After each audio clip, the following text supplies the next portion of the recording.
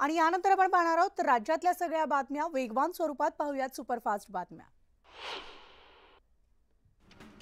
वर्धाच्या Sonora इथं रात्री झालेल्या मुसळधार पावसामुळे लाडकी नाल्याला पूर आल्यामुळे अनेकांच्या घरात पाणी शिरलं। अचानक घरात पाणी शिरल्याचं पाहून नागरिकांची चांगलीच तारांबळ उडाली। जवळपास 100 घरातील अन्नधान्यांचं साहित्यांचं नुकसान झालं।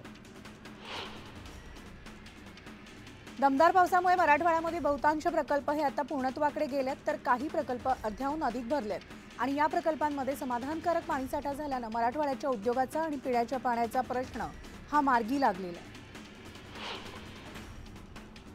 सप्टेंबर महिन्यात देशात सरासरीपेक्षा जास्त पाऊस पडण्याची शक्यता आहे। वायव्य भारत आणि आजूबाजूच्या प्रदेशामध्ये अतिवृष्टी होईल असा अंदाज भारतीय हवामान खात्याने वर्तवलाय। ऑगस्ट महिन्यामध्ये सामान्य पातळीपेक्षा 16% अधिक पाऊस पडलाय। यवतमाळ जिल्ह्यामध्ये कालपासून सर्वदूर पाऊस सुरू आहे। रात्री झालेल्या मुसळधार पावसामुळे जनजीवन विस्कळीत झाले। वर्ध्यामध्ये 2 दिवस पावसाचा ऑरेंज अलर्ट देण्यात आला आणि त्यामुळे आता शहरासह ग्रामीण भागाला रात्री पावसाने झोडपून काढले। मुसळधार पावसामुळे विजांचा तांडव पाहायला मिळाला। विजांमुळे शहरासह ग्रामीण भागातील वीज पुरवठा सुद्धा खंडित करण्यात आला। यवतमाळ जिल्ह्यामध्ये गेल्या 2 दिवसांपासून मुसळधार पावसाने हजेरी लावली। यावेळेस बेंबळा नदी प्रकल्पाच्या पाणलोट क्षेत्रात चांगलीच वाढ झाली आहे आणि त्यामुळे आता प्रकल्पाचे 10 दरवाजे 50 सेंटीमीटरने उघडण्यात आलेत। पाण्याचा वेग जास्त असल्याने नदीकाठच्या गावांना सतर्कतेचा इशारा देण्यात आला। सातारा जिल्ह्याच्या पश्चिम भागामध्ये पावसाची उघडझाप सुरू असल्यामुळे आता धरणात सुद्धा आवक कमी झाली आणि त्यामुळे यंदाच्या पावसाळ्यात कोयना धरणाचे दरवाजे दुसऱ्यांदा बंद करून विसर्ग थांबवण्यात आला। तर गेल्या आठवड्यामध्ये जोरदार पावसाने सध्या विश्रांती घेतली आणि त्यामुळे त्या धरणात आवक कमी झाल्यामुळे विसर्ग कमी करण्यात आला। नाशिक आणि अहमदनगर जिल्ह्यामधल्या लहान मोठी सगळीच धरणं आणि बंधारे काठोकाठ भरल्यामुळे या दोन्ही जिल्ह्यातून जायकवाडी प्रकल्पामध्ये पाण्याची आवक होतीये। जायकवाडी प्रकल्प 80% वर भरलेला असल्यामुळे वर्षभराचा सिंचन उद्योग आणि पिण्याच्या पाण्याचा प्रश्न सुटल्यामुळे प्रशासन चिंतामुक्त झालंय। लातूरमध्ये भाजपची जनसन्मान यात्रा होती। दरम्यान या रॅलीमध्ये आमदार संभाजी पाटील यांनी अमित देशमुखांवर टीकास्त्र डागलंय। माझ्या मतदारसंघातलं पाणी चोरायला आले होते, मात्र मी असेपर्यंत एकही थेंब पाणी नेऊ देणार नाही असं खुलं चॅलेंज त्यांनी अमित देशमुखांना केलं। जळगावमध्ये महिला अत्याचाराविरोधामध्ये सकल हिंदू समाजातर्फे जनजागर रॅलीचं आयोजन करण्यात आलं। यावेळेस महिला संरक्षणाची विविध प्रात्यक्षिकं सादर करत असंख्य महिलांनी रॅलीमध्ये सहभाग घेतलाय। तर महिलांवर अत्याचार करणाऱ्या नराधमांना कठोर शिक्षा द्यावी अशी मागणी इथं करण्यात आली आहे। मनोज जरांगे पाटील रात्री उशिरा सिंधुदुर्ग जिल्ह्यामध्ये दाखल झाले। जरांगे पाटील आज मालवणमधील राजकोट किल्ल्यावर जाणार आहेत आणि नारायण राणे यांच्या जिल्ह्यात येऊन जरांगे पाटील आता काय बोलतायत याकडे सुद्धा सगळ्या मराठा समाजाचं लक्ष लागलं। मालवणमधील राजकोट किल्ल्यावर मंत्री रामदास आठवले पाहणी करणार आहेत। पाहणीनंतर त्यांची पत्रकार परिषद सुद्धा होणार आहे। दुपारी 1च्या सुमारास त्यांची पत्रकार परिषद होणार आहे। साताऱ्यामध्ये हिल हाफ मॅरेथॉन स्पर्धेला सुरुवात झाली आहे, तर देशविदेशातील 8000 धावपटू या मॅरेथॉनमध्ये सहभागी झालेत आणि जगातील खडतर मॅरेथॉन म्हणून सातारा हिल हाफ मॅरेथॉन स्पर्धा ओळखली जाते। खासदार उदयनराजे भोसले यांच्या हस्ते फ्लॅग ऑफ रोन स्पर्धेला सुरुवात झाली आणि यंदाची ही 13वी मॅरेथॉन स्पर्धा आहे। तर यावर्षीची थीम हम योद्धा ठेवण्यात आली आहे। मध्य आणि हार्बर रेल्वे मार्गावर आज मेगा ब्लॉक घेतला जाणार आहे। विविध अभियांत्रिकी आणि देखभालीची कामं करण्यासाठी ब्लॉक घेतला जाईल। तर मध्य रेल्वेच्या माटुंगा ते मुलुंड स्थानकादरम्यान मेगा ब्लॉक असणार आहे आणि हार्बर मार्गावर कुर्ला ते वाशी दरम्यान मेगा ब्लॉक घेतला जाणार आहे। त्यामुळे आता या कालावधीमध्ये काही लोकल गाड्या ह्या रद्द करण्यात येतील आणि CSMT कुर्ला आणि पनवेल वाशी या दरम्यान विशेष ब्लॉक असणार आहे।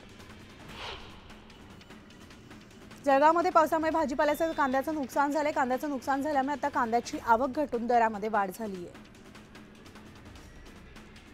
पावसाळा हंगामात बंद असलेले मांडवा गेट ते जलवाहतूक सेवा आजपासून सुरू होते। हवामानाचा अंदाज घेऊन दिवसाला 1 ते 2 फेऱ्या होतील असं जलवाहतूक कंपनीतर्फे सांगण्यात आलंय आणि ही जलवाहतूक सुरू झाल्यामुळे अलिबागमध्ये पुन्हा पर्यटनाचा हंगाम बहरण्यास सुरुवात होणार आहे। गोरेगाव मुलुंड जोररस्ता प्रकल्पांतर्गत भूमिगत बोगदा बांधण्यात येणार आहे। या बोगद्याचा खर्च हा 250 कोटी रुपयांनी वाढणार आहे। अत्यंत गुंतागुंतीचा हा प्रकल्प 4 टप्प्यात होईल। अत्याधुनिक टर्नल बोरिंग यंत्रणेच्या माध्यमातून हा बोगदा खणला जाणार आहे। मुंबई पोलिसांकडून प्रत्येक गुन्ह्याचा त्यातही महिलांशी संबंधित गुन्ह्याचा तपास गांभीर्याने केला जातो असा दावा मुंबई पोलीस आयुक्त विवेक फणसाळकर यांनी केला आहे। प्रतिज्ञापत्राद्वारे त्यांनी उच्च न्यायालयामध्ये हा दावा केला आहे। महिलांशी संबंधित गुन्ह्याच्या तपासाबाबत पोलीस गंभीर नसल्याचा निष्कर्ष काढला जाऊ नये अशी विनंती पोलीस आयुक्तांनी न्यायालयाकडे केली आहे। राज्यामध्ये प्रत्येक प्रशासकीय औद्योगिक प्रशिक्षण संस्थेमध्ये हर घर दुर्गा अभियान राबवलं जाणार आहे। तर या अभियानाच्या माध्यमातून विद्यार्थिनींना वर्षभर आत्मसंरक्षणाचं प्रशिक्षण दिलं जाणार आहे। शारीरिक शिक्षणाप्रमाणे वर्षभर महिलांसाठी कराटे, जुडो यासारख्या स्वसंरक्षणाच्या पायाभूत प्रशिक्षणाच्या आठवड्यातून 2 तासिका घेतल्या जाणार आहेत। तर राज्यामधील निवासी डॉक्टरांच्या आंदोलनानंतर आता सार्वजनिक रुग्णालयाच्या सुरक्षतेबाबतीमध्ये सरकारनं कठोर पावलं टाकण्यास सुरुवात केली आहे। मुंबईमधील प्रमुख सार्वजनिक रुग्णालयाच्या सुरक्षेचा आढावा पोलिसांनी घेतलाय। तसंच सुरक्षेसंदर्भात ठोस सूचना सुद्धा केल्या आहेत आणि या सूचना अंमलात आणल्यास ही रुग्णालय असुरक्षित होतील, जे रुग्णालय जे आहेत ती सुरक्षित होतील असा पोलिसांचा आता दावा आहे। गोंदियामध्ये गणेशोत्सवाच्या काळात सगळे गणेशोत्सव मंडळांनी धर्मदाय आयुक्तांकडे नोंदणी करणं अनिवार्य करण्यात आलंय। जे मंडळ नोंदणी करणार नाहीत त्यांच्यावर कारवाई केली जाणार आहे। गोंदियामधील एका महाविद्यालयामधील शिक्षकानं विद्यार्थिनीसोबत गैरवर्तन केलं। यावेळी शिक्षकानं चक्क विद्यार्थिनीच्या घरी जाऊन तिला अश्लील व्हिडिओ क्लिप दाखवत विनयभंग केला। या प्रकरणी आता शिक्षकाविरोधात पोलिसांमध्ये विनयभंगाचा गुन्हा दाखल करण्यात आला। गुन्हा दाखल केल्यानंतर शिक्षकाचं निलंबन सुद्धा करण्यात आलं। समृद्धी महामार्गावर पुन्हा एकदा भीषण अपघात झाला। रस्त्यावर उभ्या असलेल्या आयशर ट्रकला टेम्पो ट्रॅव्हल्सची धडक बसली। यामध्ये 15 प्रवासी गंभीर जखमी झालेत आणि वाहनांचं सुद्धा मोठं नुकसान झालंय। जळगावमधल्या 40 गावामध्ये मोठ्या संख्येनं नागरिक आणि विद्यार्थी एसटीनं प्रवास करतात। ग्रामीण भागामध्ये बसच्या कमी प्रमाणात फेऱ्या असल्यामुळे या प्रवाशांना तासनतास बस स्टँडवर ताटकळत उभं राहावं लागतंय। कमी एसटी असल्यामुळे गर्दीतून प्रवास करावा लागत असल्यानं प्रवाशांचे हाल होत आहेत आणि त्यामुळे त्या ग्रामीण भागात जास्त एसटी सोडण्याची मागणी प्रवाशांकडून केली जाते। सोलापूरमध्ये मोटरसायकल चोरीच्या घटनेमध्ये वाढ झाली। सोलापुरामधील भवानीपेठ परिसरामधील घोंगडे वस्तीमधील अशीच एक घटना सीसीटीव्हीमध्ये कैद झाली आहे। या प्रकरणी पोलिसांमध्ये आता गुन्हा दाखल करण्यात आला। महाराष्ट्राचं कुलदैवत जेजुरीच्या खंडोबाची सोमवारी सोमवती यात्रा होणार आहे। यावेळी जेजुरी गडावरून खंडोबा देवाची पालखी कऱ्हा नदीवर स्नानासाठी मार्गस्थ होणार आहे। कऱ्हा नदीवर पोहोचल्यावर देव आंघोळीचा धार्मिक विधी या ठिकाणी पार पडेल आणि यावेळी भाविकांची मोठी गर्दी सुद्धा होते।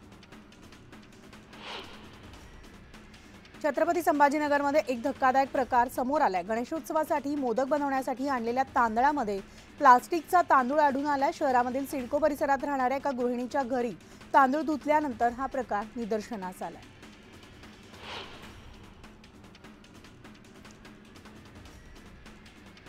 तर पुण्यामधल्या कल्याणीनगर अपघात प्रकरणामधील आरोपी बांधकाम व्यावसायिक सुरेंद्र अग्रवालवर गुन्हा दाखल करण्यात आलाय। धनादेश न वाटल्याच्या वादातून एका कंपनीच्या कर्मचाऱ्याला शिवीगाळ करून जीवे मारण्याची धमकी दिल्याप्रकरणी हा गुन्हा दाखल करण्यात आला।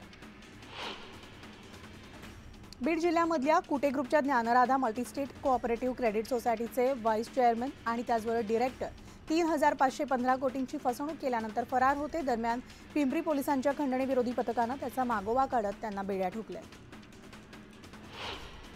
भाईंदर पश्चिमेला शिवसेना गल्लीमध्ये काल भाजप पदाधिकारी राजन पांडे यांच्यावर चाकूने हल्ला केला होता। दरम्यान हल्लेखोर आरोपी विनोद राजवरसह आणखी दोघांना पोलिसांनी अटक केली। दरम्यान हा हल्ला परस्पर वादातून केल्याची माहिती समोर आली आहे। मांजरपाडा धरणामधील पाणी येवला मतदारसंघात पोहोचलं। यावेळी पालकमंत्री छगन भुजबळ यांनी सहकुटुंब कार्यक्रमस्थळी पोहोचत जलपूजन केलं आणि गेल्या 3 पिढ्यांपासून प्रतीक्षेत असलेल्या येवलेकरांना पाणी मिळाल्यामुळे येवल्यामध्ये मोठं उत्साहाचं वातावरण आहे। तर फटाक्यांची आतिषबाजी करत, फुलांची उधळण करत तसंच नारळ वाढवत जलपूजन पार पडले। येत्या सोमवारी अंधेरी जोगेश्वरी परिसरामध्ये 12 तासांसाठी पाणी पुरवठा आता बंद ठेवला जाणार आहे। वेरावली जलाशयामध्ये 900 मिलीमीटर व्यासाच्या वाहिनीवरील झडपा बदलण्याच्या कामामुळे पाणी पुरवठा बंद ठेवला जाणार आहे। मुंबईमधल्या चिंचपोकळीच्या चिंतामणीचा आगमन सोहळा पार पडलाय। तर ढोल ताशांच्या गजरामध्ये बाप्पाचं आगमन झालं असून चिंतामणीच्या आगमन सोहळ्यासाठी मोठ्या प्रमाणात गणेश भक्त या ठिकाणी उपस्थित होते। गणेशोत्सवाच्या पार्श्वभूमीवर मुंबईमधल्या लालबाग आणि परळ परिसरामध्ये गणेश भक्तांची गर्दी पाहायला मिळते। बाप्पाच्या स्वागतासाठी आता गणेश भक्त सज्ज झालेत। गणेश भक्तांनी मराठमोळ्या गाण्यावर ठेका धरल्याचं दिसून आलंय। दरम्यान कोणताही अनुचित प्रकार घडू नये यासाठी पोलीस प्रशासन सज्ज झालंय। मुख्यमंत्री लाडकी बहीण योजनेचा लाभ राज्यामधल्या लाखो महिलांना मिळालेला असून या योजनेमुळे महिलांना मोठा आधार मिळाल्याच्या भावना नवी मुंबईतील लाभार्थी महिलांनी व्यक्त केल्या आणि ही योजना अशीच कायमस्वरूपी सुरू राहावी अशी मागणी सुद्धा यावेळी त्यांनी केली आहे।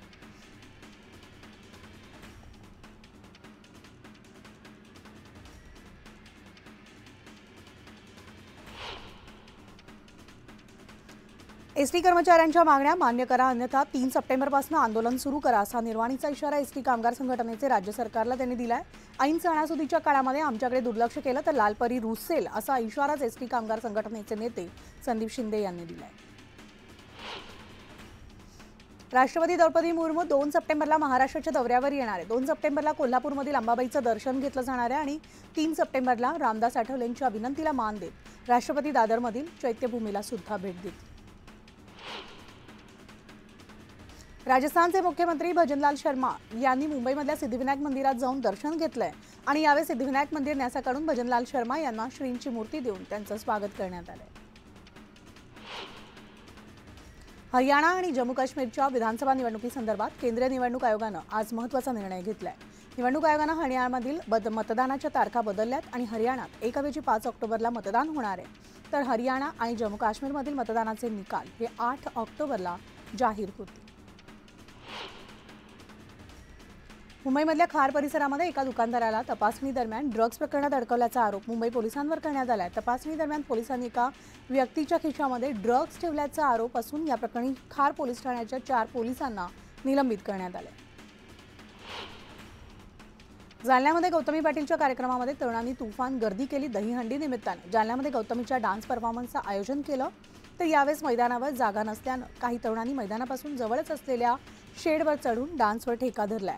नेहमीप्रमाणेच काही तरुणांनी हुल्लडबाजी केल्यामुळे पोलिसांनी लाठीचा धाक देत जमावाला नियंत्रित केले। वाशिम अमरावती महामार्गावरील आता साखरा फाट्यावर ट्रक आणि दुचाकीचा भीषण अपघात झाला। या अपघातात 2 सख्ख्या भावांचा मृत्यू झालाय। वाशिममधून पारडीकडे जात असताना हा अपघात झालाय। इंदापूर तालुक्यामधल्या लोणीदेवकर इथल्या बँक ऑफ बडोदामध्ये असिस्टंट मॅनेजरला एका ग्राहकानं टोळक्यासह चक्क लोखंडी रॉडनं मारहाण केली आहे। मारहाण करणाऱ्यांविरोधात इंदापूर पोलीस ठाण्यामध्ये तक्रार दाखल केल्यानंतर गुन्हा सुद्धा दाखल करण्यात आला। बुलढाण्यामधील अंगणवाडी सेविकांनी पुन्हा एकदा सरकारविरोधात एल्गार पुकारलाय। पगारवाढ वेतनासोबतच ग्रॅच्युटी पेन्शनसारख्या इतर मागण्यांसाठी अंगणवाडी सेविकांनी पुन्हा एकदा आंदोलनात्मक पवित्रा घेतलाय।